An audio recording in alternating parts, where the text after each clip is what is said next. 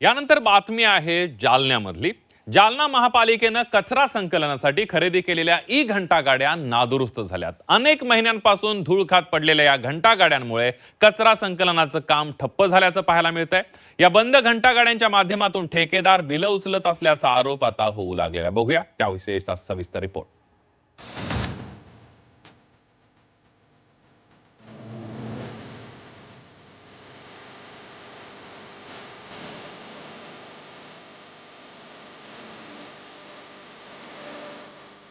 जालना शहरात कचरा संकलनाचं काम करणाऱ्या घंटा गाड्या पहा।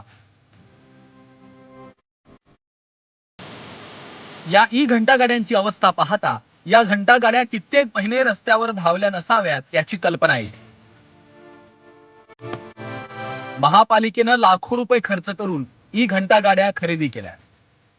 सुरुवातीचे काही दिवस या घंटा गाड्या चालल्या खऱ्या, पण काही दिवसांनी त्यांच्यात बिघाड झाली। घंटा गाड्या बंद झाल्यानं जालना शहरात अनेक ठिकाणी कचरा संकलन बंद झाल्याचा दावा नागरिकांनी केलाय। पण ह्या घंटा गाड्या ज्या आहेत ते याच्यासाठी आणल्या होत्या का पेट्रोल डिझेलचा खर्च कमी व्हावा, मेंटेनन्सचा खर्च कमी व्हावा। मोठ्या घंटा गाड्या छोट्या गल्लीमध्ये घुसू शकत नाही, तर ह्या प्रत्येक गल्लीत जावं आणि कचरा संकलन करावे। परंतु ह्या बंद होऊन इथं पडलेल्या आहेत, त्याची निगा राखली जात नाही आणि त्याचं कोणत्याही नगरपालिका कर्मचारी किंवा पदाधिकाऱ्याला त्याचं काही अशी चिंता नाही आहे की काय होणार आहेत म्हणून। नादुरुस्त झालेल्या घंटा गाड्यांचे पार्ट्स बाजारात मिळत नाही। मुळात या घंटा गाड्या पैसे उकळण्यासाठी महापालिकेच्या गळ्यात बांधल्याचा आरोप स्थानिकांनी केला आहे।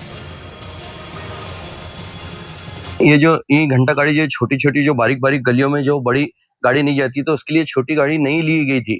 और ये नई सिर्फ इसलिए ली गई थी कि उनको बिल निकालने के लिए। ये नई जैसी ली गई वैसी एक दो दिन चला और बाकी पूरी ये थप्पी में लग गई और इनका बोगस बिल लाखों रुपए का हर महीने में निकाला जाता है। घंटा गाड्या खरेदी केल्या होत्या, पण त्यांच्या चार्जिंगची सुविधाच नसल्याची कबुली महापालिकेने दिली। येत्या काळात त्यांच्या दुरुस्तीचं काम युद्ध पातळीवर हाती घेणार असल्याचं आश्वासन महापालिकेने दिलं।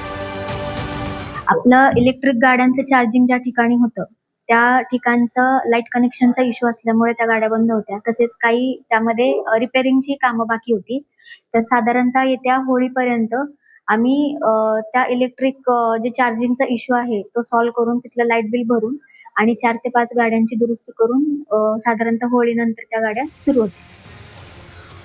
घंटा गाड्या टिकाऊ असाव्यात असा अलिखित नियम आहे। मुळात या घंटा गाड्या पाहता क्षणीच तकलादू दिसत असल्याचं जालनाकरांचं मत आहे।